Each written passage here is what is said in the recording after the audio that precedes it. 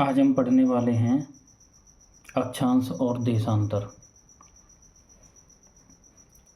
तो देखिए, अक्षांश और देशांतर रेखाएं क्या होती हैं।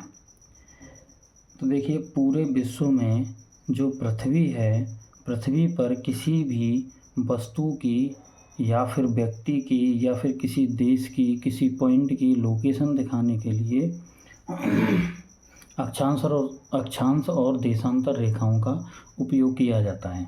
जैसे देखिए, ये पृथ्वी है गोल। अब इस पृथ्वी पर जैसे कोई वस्तु यहाँ पे है स्थित, यहाँ पे कोई वस्तु स्थित है पृथ्वी पे। अब इसको अगर इसकी स्थिति दिखानी होगी कि ये वस्तु कहाँ पे स्थित है, किसी को बताना है, तो उसको कैसे बताएंगे हम।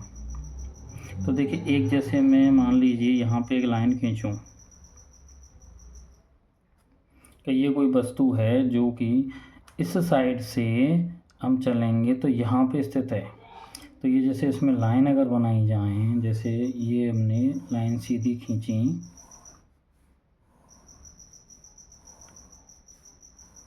ठीक है। अब जैसे इसमें हमने लाइन खींची तो हम इसमें इन लाइनों के हिसाब से देख के बताएं तो दूसरी लाइन पे ये वस्तु स्थित है।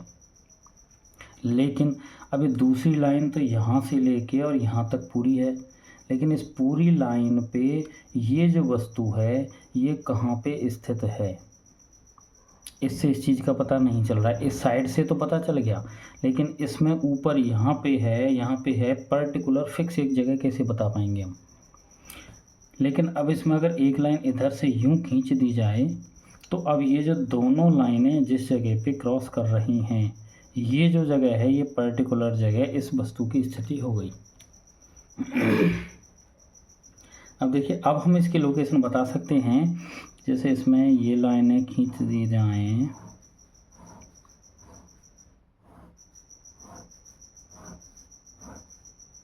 अब देखिए, अब इसमें अगर लाइनें खींच दी जाएं तो देखिए 1 2 3 4 5, छठवीं लाइन और पूर्व से, जैसे ये इसको पूर्व दिशा,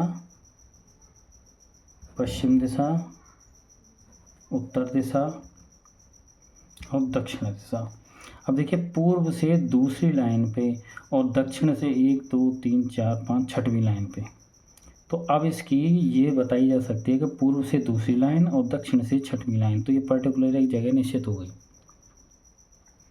तो इस जगह हम एग्जैक्ट लोकेशन किसी चीज़ की बता सकते हैं। तो जो अक्षांश और देशांतर रेखाएं जो होती हैं वो किसी भी वस्तु की, किसी भी देश की, किसी भी शहर की, किसी भी जगह की पर्टिकुलर फिक्स एक लोकेशन दिखाने के लिए अक्षांश और देशांतर रेखाओं का प्रयोग किया जाता है। अब देखिए, हमारी जो पृथ्वी है उस पर अक्षांश और देशांतर रेखाएं जो बनाई हुई हैं वो सारी काल्पनिक रेखाएं हैं। धरती पर कहीं खींची नहीं हुई है, जैसे कि धरती पर कहीं पे लाइन खींच दी हो सीधी, ऐसी कुछ नहीं है। काल्पनिक रेखाएं हैं, काल्पनिक रेखाएं बनाई हुई हैं। तो देखिए, इसमें आता है पहले अक्षांश। तो अक्षांश रेखाएं किसे कहते हैं।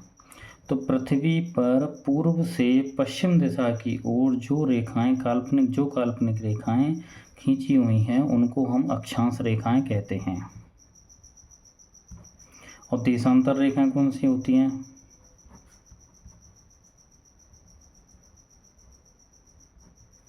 देशांतर रेखाएं उत्तर से दक्षिण की ओर खींची हुई होती हैं। जो रेखाएं पूर्व से पश्चिम की ओर खींची हुई होती हैं वो होती हैं अक्षांश रेखाएं, और जो रेखाएं उत्तर से दक्षिण की ओर खींची हुई होती हैं वो होती हैं देशांतर रेखाएं। अब देखिए, इसमें जैसे इंडिया की लोकेशन देखनी है तो जैसे लगभग इंडिया इस जगह पे है, तो ये जो स्थिति हो गई ये लगभग इंडिया की स्थिति आती है। तो ये हो गई देशांतर रेखाएं, ये हो गई अक्षांश रेखाएं। तो अक्षांश और देशांतरों की फिक्स लोकेशन बताते हुए भारत की लोकेशन बताई जाएगी। कोई शहर है, जैसे दिल्ली देखना है, जयपुर देखना है, तो अक्षांश और देशांतर रेखाओं से हम बताते हैं। अब देखिए इसमें जैसे कि अक्षांश रेखाएं हम देखते हैं पहले। तो देखिए मैं अभी दिखाता हूँ आपको। जैसे कि ये पृथ्वी है हमारी, एक छोटा सा बना लेते हैं डायग्राम। अब इसका पॉइंट बिंदु, केंद्र बिंदु ये हो गया।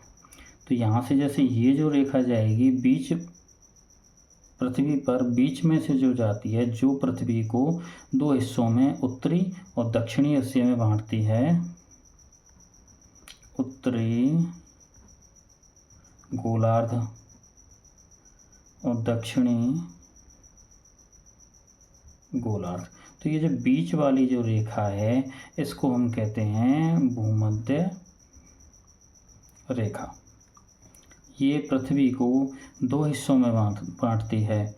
ऊपर का हिस्सा कहलाता है उत्तरी गोलार्ध, नीचे का हिस्सा कहलाता है दक्षिणी गोलार्ध। ये जो रेखाएं होती हैं ये पूरी पृथ्वी पर ऐसे खींची हुई होती हैं। ये हो गई आपकी अक्षांश रेखाएं। ठीक है साहब, आगे चलते हैं। इसमें अच्छा, इसमें एक चीज़ बताऊं मैं, इसमें एक रेखा यहाँ पे होती है, मतलब भूमध्य रेखा से उत्तर दिशा की ओर 23.5 डिग्री पर उत्तरी अक्षांश पर रेखा होती है, उसे हम कहते हैं कर्क रेखा। ठीक है साहब। अब नीचे की साइड में भूमध्य रेखा से दक्षिण दिशा की ओर 23.5 डिग्री पर है, ये होती है दक्षिणी अक्षांश। इसको हम कहते हैं मकर रेखा। ये जो कर्क रेखा और मकर रेखा हैं ये मुख्य रेखाओं में आती हैं। भूमध्य रेखा उत्तर की तरफ कर्क रेखा, दक्षिण की तरफ मकर रेखा। जो अपना पृथ्वी पर जो सूर्य की जो स्थिति रहती है, वर्ष भर सूर्य की स्थिति जो रहती है, ये हो गई आपकी कर्क रेखा, ये हो गई आपकी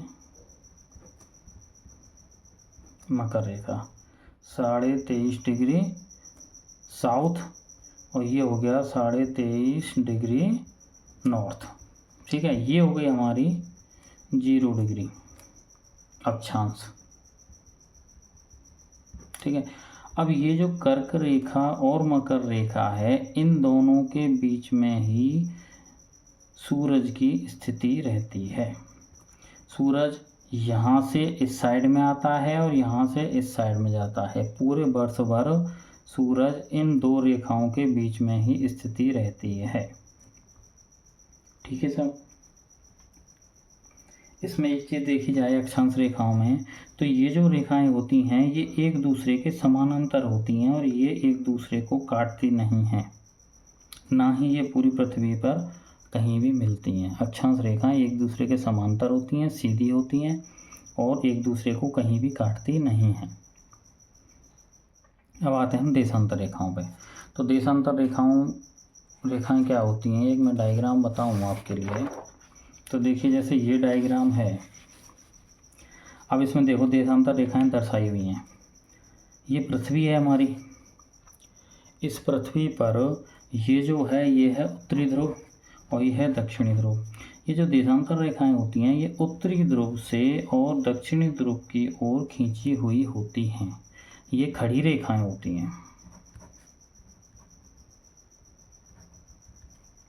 ठीक है सर। अब इसमें ये जो रेखाएं होती हैं देशांतर रेखाएं, ये ध्रुवों से चलती हैं और ध्रुवों पे जाके मिल जाती हैं।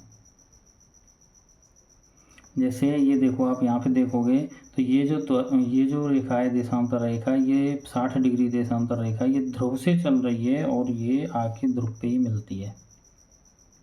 तो जैसे अक्षांश रेखाएं आपस में मिलती नहीं है, ऐसे देशांतर रेखाएं आपस में मिल जाती हैं। रेखाएं ध्रुवों पर आपस में मिल जाती हैं। अब यहाँ पे ध्रुवों पे जाके मिल रही हैं तो यहाँ के दो रेखाओं के बीच की दूरी शून्य हो जाती है। ध्रुवों पे जाके, दोनों ध्रुवों पे जाके कोई भी रेखा है तो मिल जाती हैं तो वहाँ पे शून्य हो जाती है। अब यहाँ पे जो ये बीच वाली रेखा है जो ये है 0 डिग्री अक्षांश रेखा जो है, यहाँ पर एक देशांतर रेखा, दो देशांतर रेखाओं के बीच में दूरी आपस में सबसे अधिक होती है। तो क्वेश्चन अगर आए कि देशांतर रेखाओं में दूरी आपस में सबसे अधिक कहाँ होती है, तो भूमध्य रेखा पर। भूमध्य रेखा पर दूरी सबसे ज़्यादा होती है, तो होती कितनी है, तो ये होती है 111.36 किलोमीटर। दो देशांतर रेखाओं के मध्य 0 डिग्री अक्षांश यानी भूमध्य रेखा पर बीच की दूरी, भूमध्य रेखा पर दो देशांतर रेखाओं के बीच की दूरी 111.36 किलोमीटर होती है, जो ध्रुवों की ओर जाने पर कम होती चली जाती है और ध्रुव पर शून्य हो जाती है। ठीक है साहब। अब देखिए इसमें जो देशांतर होता है, तो ये जो बीच में जो देशांतर है वो है 0 डिग्री देशांतर। इसी को ग्रीनविच रेखा कहते हैं, ग्रीनविच रेखा कहते हैं। 0 डिग्री देशांतर रेखा जो है वो लंदन से गुजरती है, इंग्लैंड के लंदन शहर से 0 डिग्री देशांतर रेखा गुजरती है। देशांतर रेखाओं की संख्या 181 है। सॉरी, अक्षांश की है 181, देशांतर रेखा 360 होती हैं। ठीक है सर। जैसे ये देखो 15, 30, 45, 60, 75, 90, ऐसे 90 इस साइड होगी, 90 इस साइड होगी, 90 उस साइड होगी। पृथ्वी के दूसरी साइड का आगे का ऐसा दिख रहा है, पीछे का ऐसा है, उधर भी इसी प्रकार से 90 दूनी 180, 180 इधर है, 180 पीछे के साइड है, तो ये हो जाती है टोटल 360।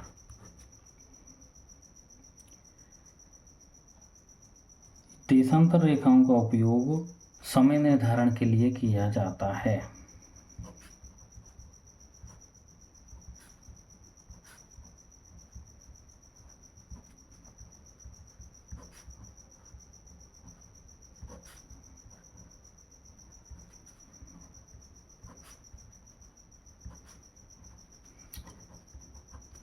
अब देशांतर रेखाओं का उपयोग समय निर्धारण के लिए किया जाता है। तो जैसे भारत के समय निर्धारण के लिए अगर देशांतर रेखा कौन सी उपयोग में ली जाती है, तो वो है 82.5 डिग्री पूर्वी देशांतर। ठीक है सब।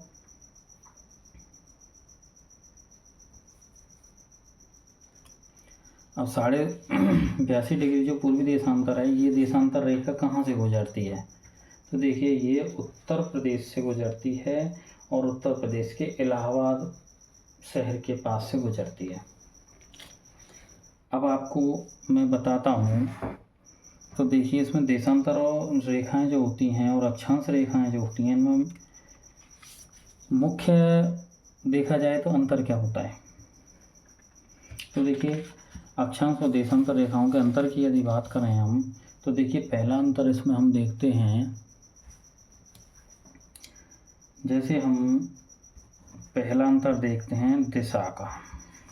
तो देखिए अक्षांश रेखाएं जो होती हैं,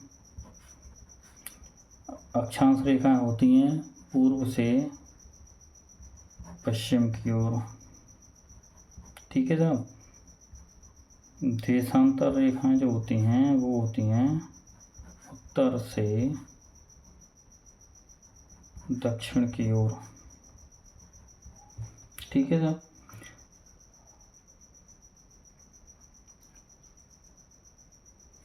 अक्षांश रेखा की सबसे बड़ी रेखा अगर देखी जाए,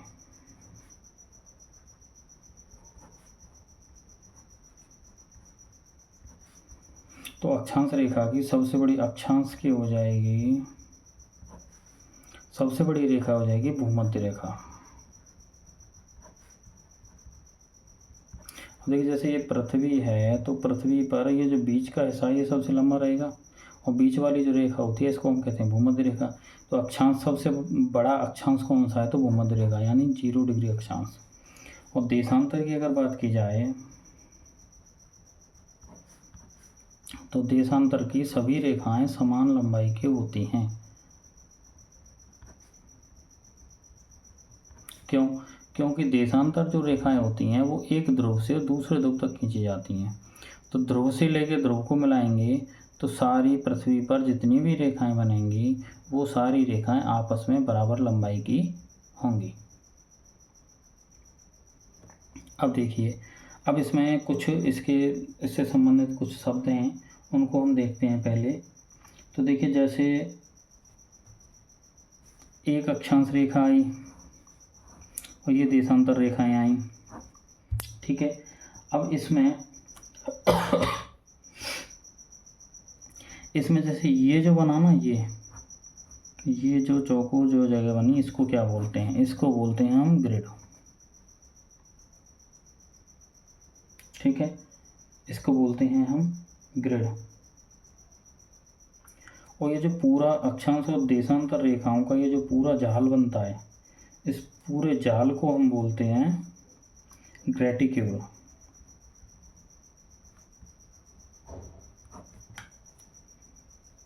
ये एक 3D जाल की तरह होता है और पूरी पृथ्वी पर बना हुआ होता है ये। अब जैसे ये एक देशांतर आया, ये एक अक्षांश आया, तो इन दोनों के मिलने की ये जो बिंदु बनता है इसको बोलते हैं मिलन बिंदु, ठीक है साहब। इसको बोलते हैं मिलन बिंदु। जैसे आपने कुछ फिल्मों में या उसमें देखा होगा तो उसमें बोलते हैं कोऑर्डिनेट्स भेजो, लोकेशन भेजते हैं ना, तो उसमें बोलते हैं कोऑर्डिनेट्स भेजो। तो ये जो मिलन बिंदु है ना, इसको कोऑर्डिनेट्स ही बोलते हैं।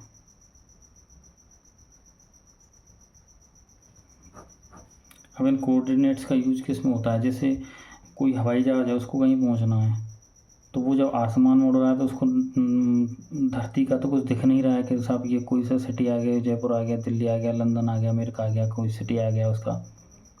तो वो कैसे काम करते हैं, वो ये अक्षांश और देशांतरों से जो लोकेशन भेजते हैं उस लोकेशन के हिसाब से काम करते हैं। इसके अलावा देखिए जैसे 2 देशांतर रेखाएं हैं, जैसे ये पृथ्वी बनी, इस पृथ्वी पर एक देशांतर ये हो गया, एक देशांतर ये हो गया, एक देशांतर ये हो गया, एक देशांतर ये हो गया। ये सारे ध्रुवों पे जाके ध्रुवों पे मिल रहे हैं, थोड़ा सा यूँ करो, ठीक है। ये जो देशांतर, अब जैसे ये एक देशांतर ये हो गया और एक देशांतर ये हो गया, इन दोनों की ये जो बीच की दूरी है इसको क्या बोलते हैं, इसको बोलते हैं गोरे, इसको गोरे बोलते हैं। अब इसके अलावा ग्रिड हमने देख लिया, ग्रेटिक्यूल देख लिया, ये सारे पॉइंट इसके हो गए।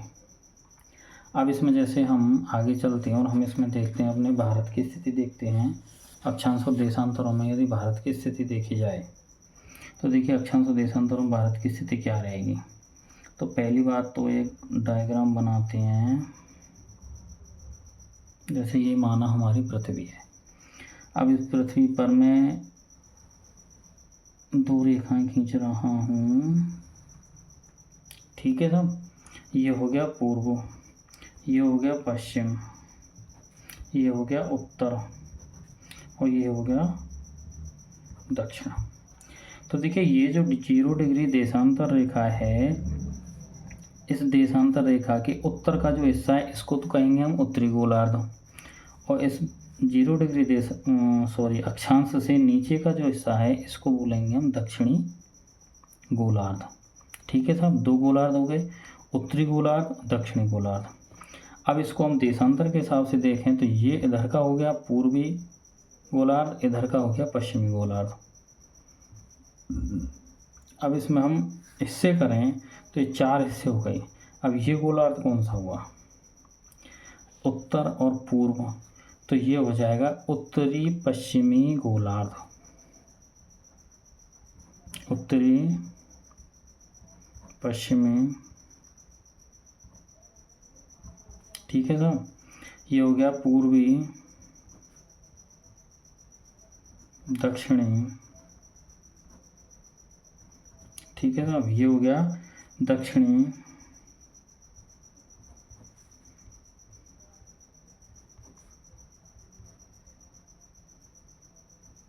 दक्षिण पश्चिमी गोलार्ध, ये हो गया उत्तरी पश्चिमी।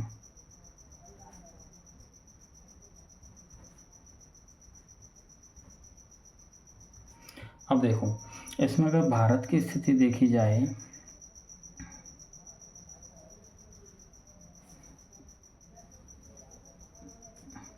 ये हो गया 0 डिग्री अक्षांश,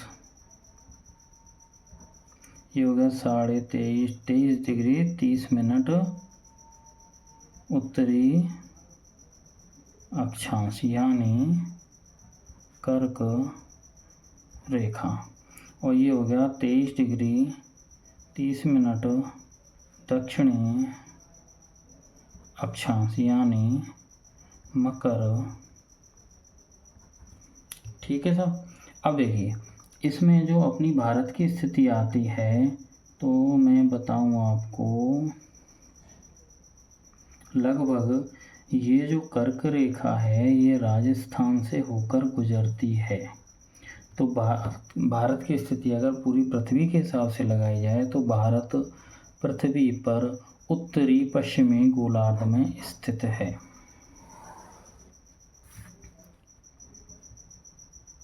भारत पृथ्वी पर उत्तरी पश्चिमी गोलार्ध में स्थित है, ठीक है साहब। कर्क रेखा की बात की जाए तो कर्क रेखा भारत के मध्य से गुजरती है, ठीक है। अब भारत की स्थिति अक्षांश के हिसाब से और देशांतर के हिसाब से देखते हैं। तो अक्षांश की स्थिति अगर भारत की देखी जाए, अक्षांशीय विस्तार, देखिए भारत जो स्थित है अक्षांश के हिसाब से देखा जाए तो देखिए ये जो अक्षांश है भारत का, यहाँ से लेके यहाँ का, इसके बीच में अक्षांश के बीच में भारत स्थित है। इसको पूरा खींच देते हैं, ठीक है। अब ये है भारत की स्थिति, तो 8 डिग्री 4 मिनट उत्तरी अक्षांश से नॉर्थ से 37 डिग्री 6 मिनट नॉर्थ यानी उत्तरी अक्षांश, ठीक है। यहाँ पे है 8 डिग्री 4 मिनट और यहाँ पे है 37 डिग्री 6 मिनट, ठीक है। 0 से यहाँ से शुरू करेंगे तो 1 2 3 4 ऐसे करके 8 पे आता है और फिर 10 20 30 37.6 यहाँ पे आता है, ठीक है। तो इसके बीच में ये तो हो गई अक्षांश की स्थिति भारत की। अब देशांतरीय विस्तार देखें अगर भारत का,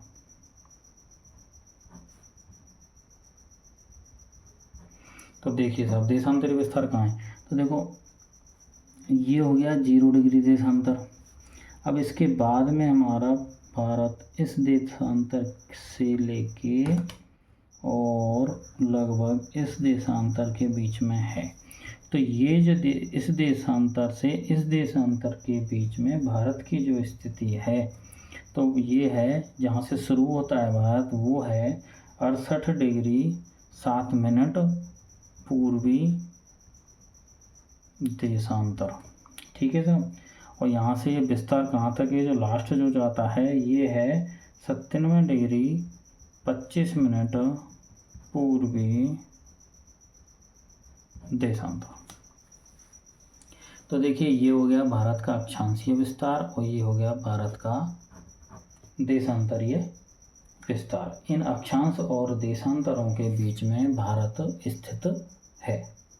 भारत के अगर किसी देश की किसी शहर की लोकेशन अगर हम सेंड करेंगे, कोऑर्डिनेट्स अगर हम सेंड करेंगे, तो वो इन अक्षांश और देशांतरों के मध्य ही बनेगा।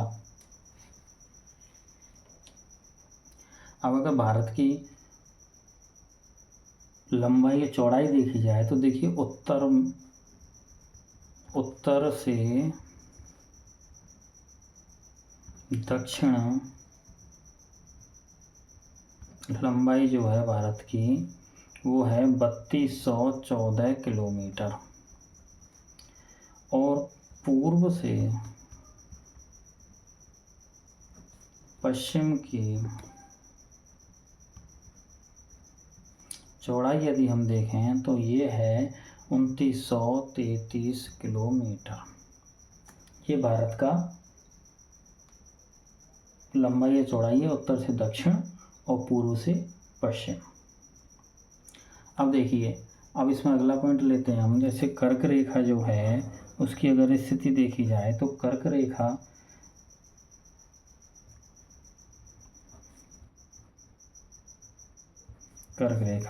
ये है क्या, 23.5 डिग्री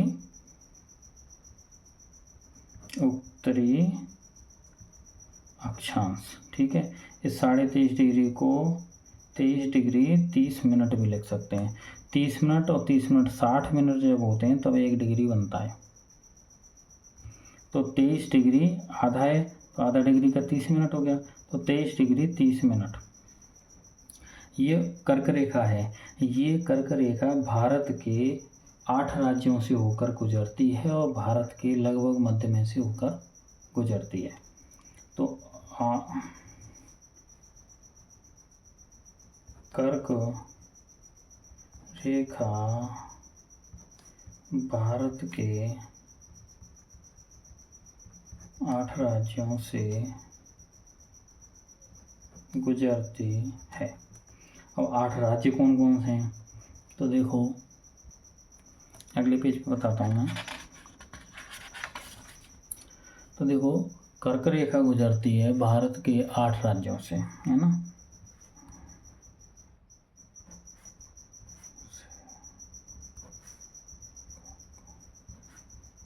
रेखा गुजरती है। अब कौन कौन से 8 राज्य, तो देखिए पहले तो है गुजरात, ठीक है साहब। दूसरा आता है इसमें राजस्थान, ठीक है साहब। तीसरा आता है मध्य प्रदेश। चौथा आता है छत्तीसगढ़।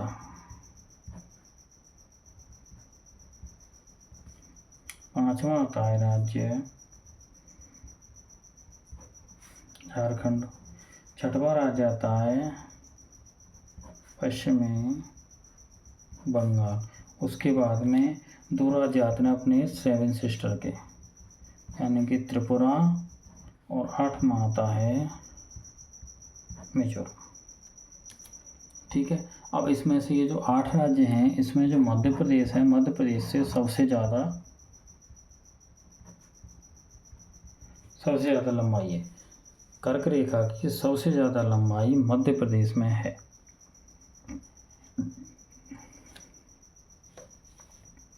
अब देखिए, इसमें एक छोटी सी ट्रिक है, याद करना अगर चाहें आप तो।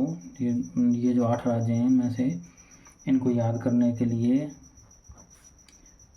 मकर झपट मच्छर पर, अब देखिए इससे थोड़ा सा आप आइडिया लगा सकते हैं, याद कर सकते हैं कौन कौन से राज्यों से गुजरती है। तो देखो, माँ से तो हो गया MP मध्य प्रदेश, गा से हो गया गुजरात, ठीक है साहब। रा से हो गया राजस्थान, झ से हो गया झारखंड, पा से हो गया पश्चिमी बंगाल, टा से हो गया त्रिपुरा। अब ये मच्छर को नीचे लिख लेता हूँ मैं।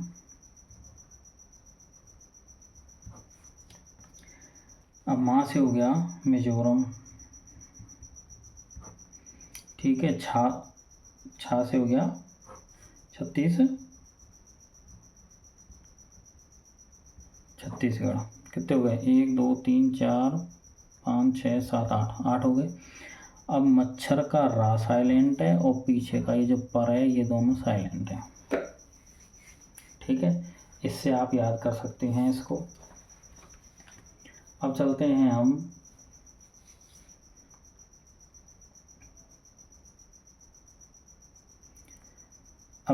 इसमें से ये कर्क रेखा हमने देख ली। अब कर्क रेखा के बाद चलते हैं हम मकर रेखा पे। तो देखिए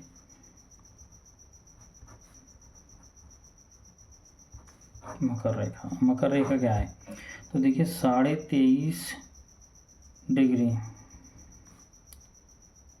कौन सा अक्षांश आएगा, ये आएगा दक्षिणी अक्षांश। 23.5 डिग्री दक्षिणी अक्षांश को हम कहते हैं मकर रेखा। ये रेखा भारत में से होकर नहीं गुजरती है।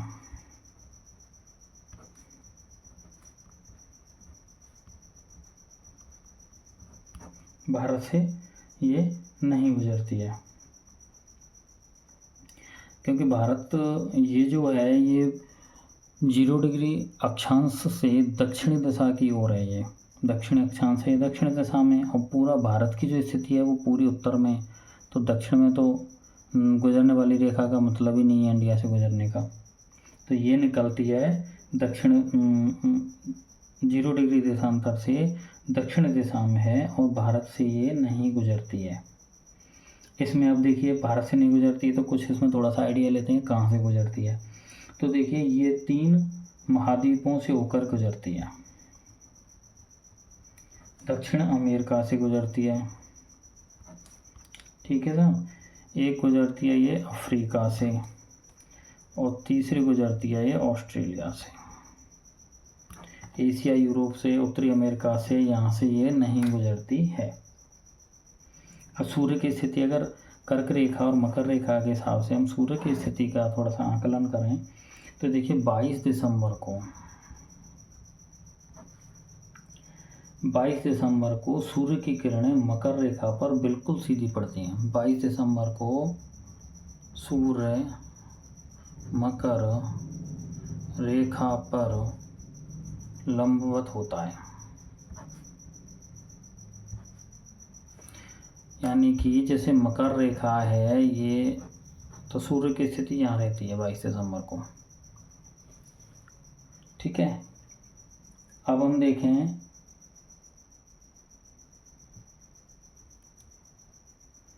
अब जैसे ये तो मकर रेखा पे स्थिति हो गई।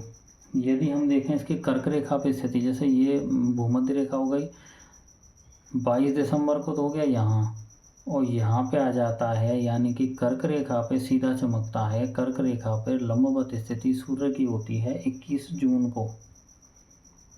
21 जून को सूर्य की स्थिति कर्क रेखा पर लंबवत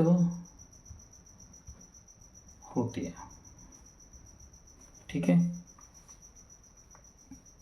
अब भूमध्य रेखा की अगर स्थिति देखी जाए तो भूमध्य रेखा पर 23 सितंबर को सूर्य सीधा चमकता है।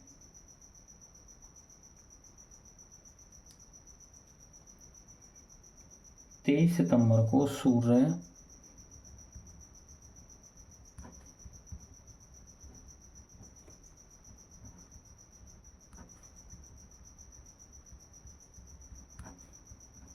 या लंबवत होता है, मतलब यहाँ पे जैसे भूमध्य रेखा के ऊपर आएगा तो भूमध्य रेखा पर सूर्य की स्थिति 23 सितंबर को सीधी होती है। अब देखिए 23 सितंबर को होगी और 2 बार आएगी, क्योंकि एक बार इधर से जाएगा एक बार इधर से आएगा, तो एक तो हो गया 23 सितंबर। अब एक बार दूसरी बार स्थिति कौन सी होगी, एक बार गया फिर लौटेगा तो फिर भी आएगा। तो जब लौटते समय जब सूर्य की स्थिति होगी भूमध्य रेखा पर सीधी, तो वो कौन से महीने में होगी, तो दूसरी बार स्थिति होती है 21 मार्च को। ठीक है साहब, भूमध्य रेखा पर सूर्य 23 सितंबर और 21 मार्च 2 बार सीधा लंबवत होता है, और मकर रेखा पर सूर्य 22 दिसंबर को लंबवत होता है और 21 जून को होता है अपनी कर्क रेखा पर लंबवत। अब देखिए मकर रेखा के बारे में एक और है,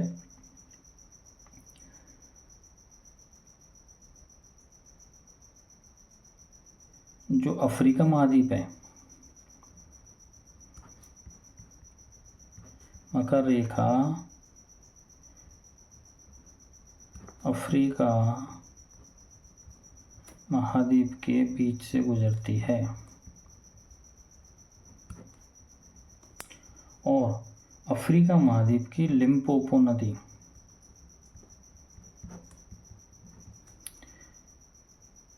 मकर रेखा को 2 बार काटती है।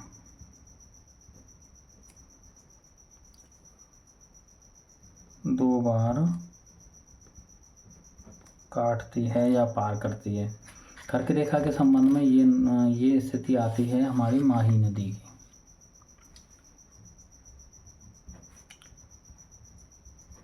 रेखा को माही नदी 2 बार काटती है। ठीक है सब। अब ये जो कर्क रेखा जैसे भारत में पृथ्वी पर जो स्थिति बन रही है, ये भूमध्य रेखा हो गई, ये हो गई कर्क रेखा और ये हो गई मकर रेखा। तो बीच का ये जो पूरा क्षेत्र है, कर्क रेखा और मकर रेखा के बीच का जो पूरा क्षेत्र है, ये पूरा क्षेत्र कहलाता है उष्ण कटिबंधीय क्षेत्र। उष्ण कटिबंधीय क्षेत्र। ये जो पूरा क्षेत्र है, इस पूरे क्षेत्र में सबसे अधिक तापमान रहता है।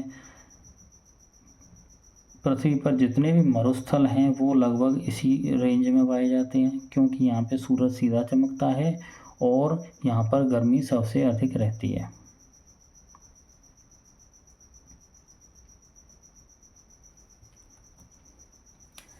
इसमें गर्मी तो पड़ती है। अब जैसे गर्मी ज़्यादा पड़ रही है तो बाष्पीकरण भी ज़्यादा होगा, और इसी क्षेत्र में सबसे ज़्यादा बरसात भी होती है। इसके अलावा इसमें जैव विविधता भी इसी में पाई जाती है। जैसे जो अमेजन के जंगल हैं वो इसी रेंज में है। जैव विविधता भी पाई जाती है। देखो इसमें लिख देते हैं पॉइंट, ज़्यादा गर्मी, ज़्यादा बारिश, जैव विविधता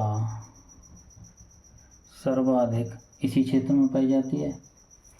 कृषि इसी क्षेत्र में सबसे अधिक होती है।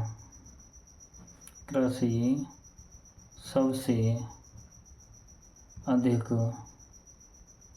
इसी क्षेत्र में होती है।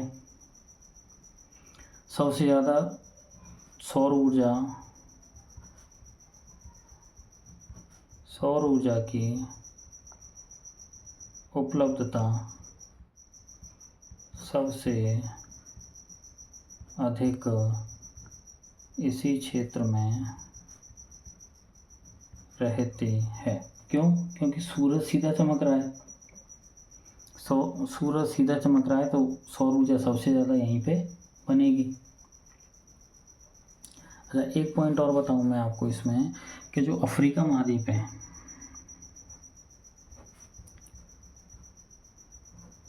अफ्रीका महाद्वीप जो है पूरे विश्व का इकलौता महाद्वीप है जिसमें से कर्क रेखा, मकर रेखा और भूमध्य रेखा तीनों जो ये मुख्य रेखाएं, जो ये तीनों हैं, ये तीनों मुख्य रेखाएं गुजरती हैं। एकमात्र अफ्रीका महाद्वीप है जिसमें से ये तीनों रेखाएं गुजरती हैं, अन्य किसी भी महाद्वीप में से तीनों रेखाएं नहीं गुजरती हैं। तो देखिए कुछ पॉइंट इसमें और मैं आपके लिए बता दूं, आप नोट करते जाना वाले ही। देखिए 23.5 डिग्री उत्तरी अक्षांश को कर्क रेखा कहा जाता है। 23.5 डिग्री दक्षिणी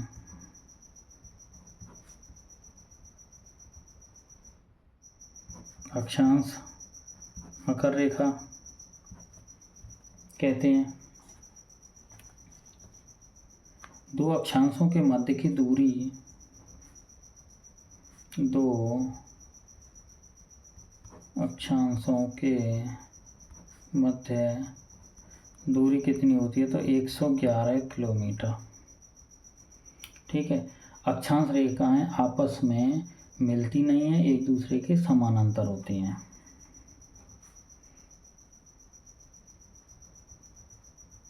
अक्षांश रेखाएं समानांतर होती हैं। समानांतर क्या होता है? समानांतर होता है जैसे ये रेखाएं हैं, ये आपस में, इनको कितना भी आगे ले जाओ ये मिलेंगी नहीं, तो ये रेखाएं आपस में समानांतर हैं। देशांतर रेखाएं हैं वो आपस में ध्रुवों पर जाकर मिल जाती हैं।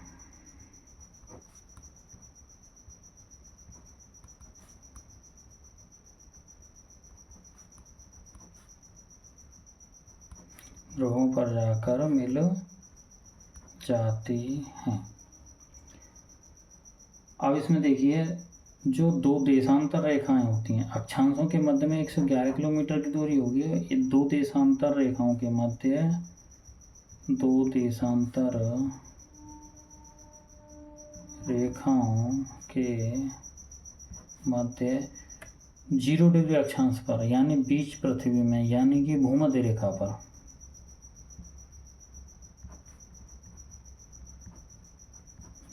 पर 111.36 किलोमीटर की दूरी होती है। सॉरी, 36 नहीं है, 32 है।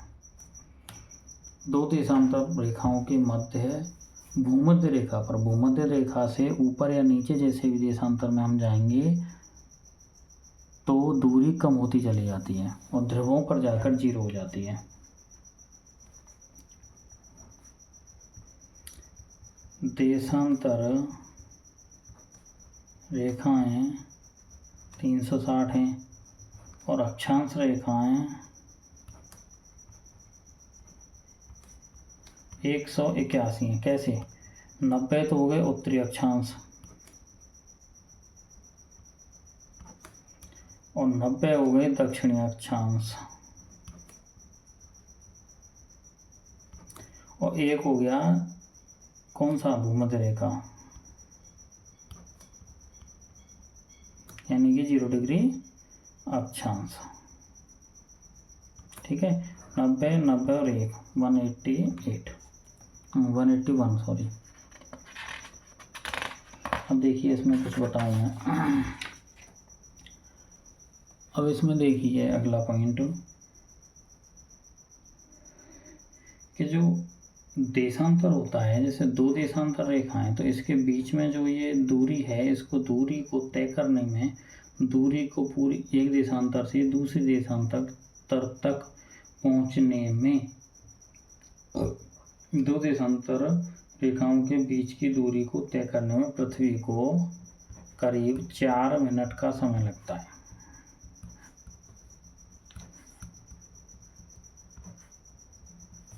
मतलब एक देशांतर से पृथ्वी चल रही है, दूसरे तक पहुंच रही है, तो इस बीच की दूरी को तय करने में पृथ्वी को 4 मिनट का समय लगता है। ठीक है साहब। अब इसमें देखिए, यदि 4 मिनट का समय लग रहा है तो पृथ्वी 1 घंटे यानी 60 मिनट में 15 देशांतरों को पार करती है। ठीक है। 1 घंटे में हो गए 15 देशांतर, तो 24 घंटे में कितने देशांतर हो जाएंगे? 24 गुणा 15 बराबर 360 देशांतर। तो 360 देशांतर ये होते हैं पृथ्वी पे। 1 घंटे में 15, तो 24 घंटे में 24 गुणा 15 बराबर 360। ठीक है साहब। भारत का जो मानक समय है, पॉइंट बनाओ, भारत का मानक समय निर्धारित होता है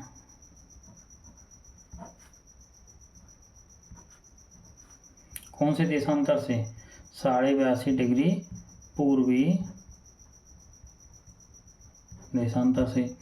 और जो इसको क्या बोलते हैं, जो भारत का समय है उसको बोलते हैं IST,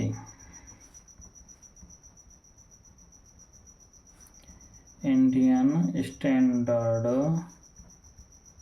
टाइम। ठीक है सर। और एक चलता है GMT, ग्रीनविच मीन टाइम।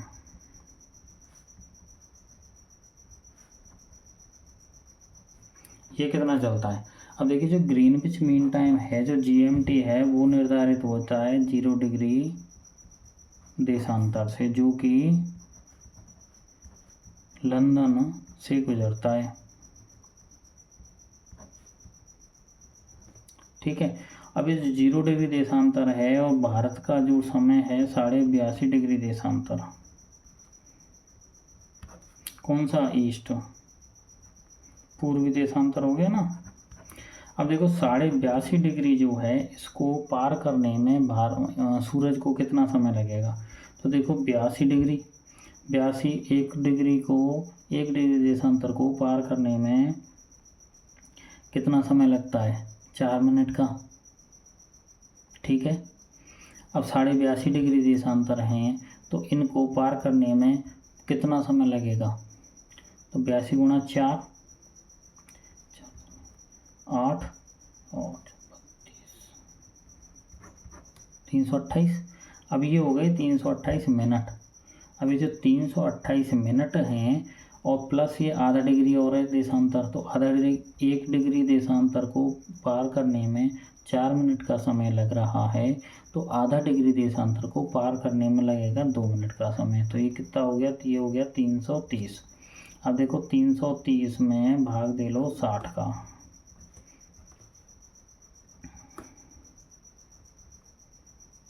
ठीक है। 6 पंजे 30, 300 हो गया और 30 बच गया नीचे, तो 5 घंटे ये हो गए और 30 मिनट ये बच गए। तो 5 घंटे और 30 मिनट। भारत की स्थिति क्या हुई? 82.5 डिग्री जो हुआ, उसकी भारत की स्थिति क्या हुई? 5.5 घंटे। तो जो ग्रीनविच मीन टाइम, जो GMT है, उससे भारत का टाइम जो कि IST है 5.5 घंटे आगे है। कभी कभी आपने देखा होगा कहीं पे टीवी में या मैच शुरू होने में या फिर कोई भी टाइम दिखाते हैं, तो इंडिया के स्टैंडर्ड टाइम मोबाइल में देखना आप, जैसे लोकेशन देखते हैं, टाइम जोन चूज करते हैं हम मोबाइल में, तो उसमें आता है GMT प्लस 5.5, 5 आवर 30 मिनट ऐसे आता है। तो ये हो गया भारत का IST, इंडियन स्टैंडर्ड टाइम। ठीक है। अब इसमें जैसे ये जो पूर्वी देशांतर, ये जो रेखा है जिससे भारत के समय का निर्धारण हो रहा है, तो ये जो रेखा है ये गुजरती कहाँ से है? तो देखिए, जो 82.5 डिग्री पूर्वी देशांतर, ये गुजरती है उत्तर प्रदेश के इलाहाबाद के नैनी गांव से। पूरे भारत का समय इसी पूर्वी देशांतर से निर्धारित किया जाता है। ठीक है सर। अब देखिए, इसमें कुछ एक पॉइंट और हैं जिसमें हम देखते हैं। अब देखो, ये भारत की स्थिति हम पढ़ चुके हैं, अक्षांश और देशांतर दोनों में हम भारत की स्थिति देख चुके हैं। अब देखिए, हम देखते हैं राजस्थान की स्थिति।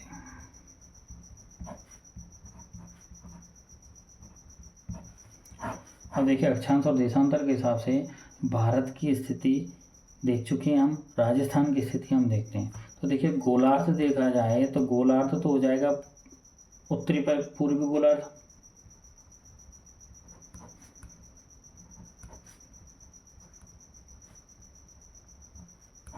पूरा भारत ही उत्तरी पूर्वी गोलार्ध में, तो राजस्थान तो ऑटोमेटिक हो ही गया। ठीक है सर। अब अगर राजस्थान के विस्तार की बात करें तो 23 डिग्री 3 मिनट, ये कोमा लगाते हैं, मिनट का चिन्ह होता है, 23 डिग्री 3 मिनट उत्तरी अक्षांश से 30 डिग्री 12 मिनट उत्तरी अक्षांश के बीच स्थिति। अक्षांश का तो ये हो गया। अब देखते हैं हम देशांतर का। तो देशांतर में देखिए हम राजस्थान की स्थिति आती है 69 डिग्री 30 मिनट पूर्वी देशांतर से 78 डिग्री 17 मिनट पूर्वी देशांतर। ठीक है साहब। अक्षांश देखें तो अक्षांश है 23 डिग्री 3 मिनट उत्तरी अक्षांश से 30 डिग्री 12 मिनट उत्तरी अक्षांश। और देशांतर की स्थिति देखें तो 69 डिग्री 30 मिनट पूर्वी देशांतर से 78 डिग्री 17 मिनट पूर्वी देशांतर के बीच में राजस्थान स्थित है। अब राजस्थान की अगर पूर्व से पश्चिम चौड़ाई हम देखें तो ये होती है 869 किलोमीटर। ठीक है साहब। और उत्तर से दक्षिण लंबाई देखें हम तो 826 किलोमीटर। यानी कि देखा जाए तो राजस्थान थोड़ा सा पिचका हुआ है। ऐसे करके तुम याद कर सकते हो चौड़ाई ज़्यादा है कि लंबाई ज़्यादा है। तो आप थोड़ा सा ऐसे याद कर सकते हो कि राजस्थान थोड़ा सा पिचका हुआ है। अब थोड़ा सा पिचका हुआ है तो उत्तर से दक्षिण की दूरी हो गई कम और पूर्व से पश्चिम की दूरी हो गई ज़्यादा। तो ठीक है 869 और 826 ये हमको दो फिगर याद करने हैं। थोड़ा सा पिचका हुआ है तो उत्तर से दक्षिण वाली हो गई कम और पूर्व से पश्चिम वाली हो गई ज़्यादा। अब देखिए जैसे ये पृथ्वी है पूर्व पश्चिम उत्तर दक्षिण। अब मुझे बताइए पूर्व से सूरज उगेगा। सूरज का उदय कहाँ से हो रहा है? सूरज उदय हो रहा है पूर्व दिशा से। तो जो हिस्सा पूर्व में पड़ेगा उसमें सूर्योदय सबसे पहले होगा और जो हिस्सा पश्चिम में पड़ेगा उसमें सूर्योदय सबसे बाद में होगा। क्यों? जैसे ये पृथ्वी है, ये गोल, ये पूर्व दिशा हो गई। अब ये पृथ्वी ऐसे घूमेगी तो इस साइड में जो हिस्सा है वो पहले, ये सूरज है इधर, तो ये जो हिस्सा है ये सबसे पहले पृथ्वी के सामने सूरज के सामने आया तो इसमें सूरज की किरण सबसे पहले पड़ी। इस साइड यहाँ पे जो हिस्सा है ये जब घूम के जब यूं पहुँचेगा तो सूरज की किरणें इस पर पड़ेंगी तो सूर्योदय इसमें होगा सबसे लास्ट में। ग्लोब रखा करो अपने पास, ग्लोब से बहुत अच्छे से समझ में आती हैं ये चीज़ें। तो राजस्थान में अगर देखी जाए तो राजस्थान में सबसे पहले सूर्योदय होता है धौलपुर जिले में।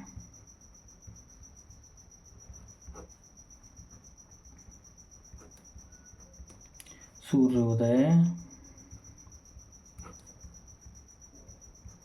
सबसे पहले। और सबसे बाद में अगर सूर्योदय की बात की जाए तो सूर्योदय सबसे बाद होगा कहाँ पे? जैसलमेर में। अब यदि बात की जाए कि कितनी देर बाद होगा, सूर्योदय धौलपुर में पहले हो गया और जैसलमेर में हुआ है बाद में। तो इन दोनों के बीच में जो देशांतर की अंतर है, देशांतर का अंतर कितना है? देखो 69 डिग्री 30 मिनट पूर्वी देशांतर, 78 डिग्री 17 मिनट पूर्वी देशांतर। तो 78 डिग्री 17 मिनट पर धौलपुर स्थित है और 69 डिग्री 30 मिनट पर जैसलमेर स्थित है। ठीक है, अपन भाई ऐसे ही तो चलेंगे। ये है यहाँ पे देश है अपना, जैसे राजस्थान अपना यहाँ पे है तो 0 ये हो गया 1 2 3 4। तो ये जो स्थिति आएगी जहाँ पर शुरू होता है ये हो गया 69 डिग्री 30 मिनट, यानी कि यहाँ पे हो गया जैसलमेर और धौलपुर इस साइड में पता है ये वाले हो गया 78 डिग्री 17 मिनट। ठीक है, तो ये जो स्थिति हो गई इसमें अंतर कितना पड़ रहा है? 78 से 78 तक 9 डिग्री के समथिंग, थोड़ा सा कम है 9 से 9 डिग्री समथिंग। तो ये जो अंतर जो पड़ रहा है, एक देशांतर को पार करने में 4 मिनट का समय है। 9 डिग्री से थोड़ा सा कम है तो लगभग 9 का हिसाब लगाएं तो 9 चौक 36 36 मिनट का अंतर हो गया, लेकिन उससे थोड़ा सा कम है। तो देखो सूर्योदय धौलपुर में होता है, उसके 35 मिनट व 8 सेकंड बाद जैसलमेर में सूर्योदय होता है। ठीक है साहब, ये स्थिति हो गई सूर्योदय की। अब इसमें एक छोटा सा पॉइंट और देखते हैं। जैसे राजस्थान में कर्क रेखा राजस्थान से गुजर रही है, तो कर्क रेखा राजस्थान में किन जिलों से गुजरती है? कर्क रेखा राजस्थान के बांसवाड़ा व डूंगरपुर जिलों से गुजरती है। ठीक है साहब। अब इसमें दो जिलों से गुजर रही है, और नदी कौन सी पार करती है? तो माही नदी को कर्क रेखा 2 बार काटती है, क्योंकि जैसे कर्क रेखा जो अपने राजस्थान के दक्षिण से गुजर रही है, तो माही नदी जो है उसका बहाव क्षेत्र जो है, जैसे तो माही नदी लगभग इस साइड से आती है और ये ऐसे घूमती हुई फिर वापस जाती है। तो यहाँ पे जैसे माही नदी में जा रही थी, एक बार यहाँ काट दिया, और फिर जब वापस लौट के आ रही है तो यहाँ पे एक बार यहाँ पे काट दिया। तो कर्क रेखा को माही नदी 2 बार काटती है। अब कर्क रेखा को माही नदी ने 2 बार काट दिया, और कर्क रेखा को माही नदी काट रही है, तो कर्क रेखा भी 2 बार काट रही है। यहाँ काट दिया, यहाँ काट दिया। ठीक है, तो माही नदी कर्क रेखा को 2 बार काटती है, तथा कर्क रेखा माही नदी को 2 बार काटती है या पार करती है, एक ही बात है। अब राजस्थान की स्थिति जैसे देखी जाए, तो जो कर्क रेखा है वो राजस्थान के दक्षिणतम जिले बांसवाड़ा और डूंगरपुर जो हैं वहाँ से कर्क रेखा गुजर, यानी 23.5 डिग्री रेखा जो है वो राजस्थान के दक्षिणी छोर से, दक्षिणी बिंदु साइड से गुजरती है। तो राजस्थान की स्थिति अगर लगाई जाए तो 23.5 डिग्री उत्तरी अक्षांश से ऊपर बनती है राजस्थान की स्थिति। तो राजस्थान आता है उपोष्ण कटिबंध में।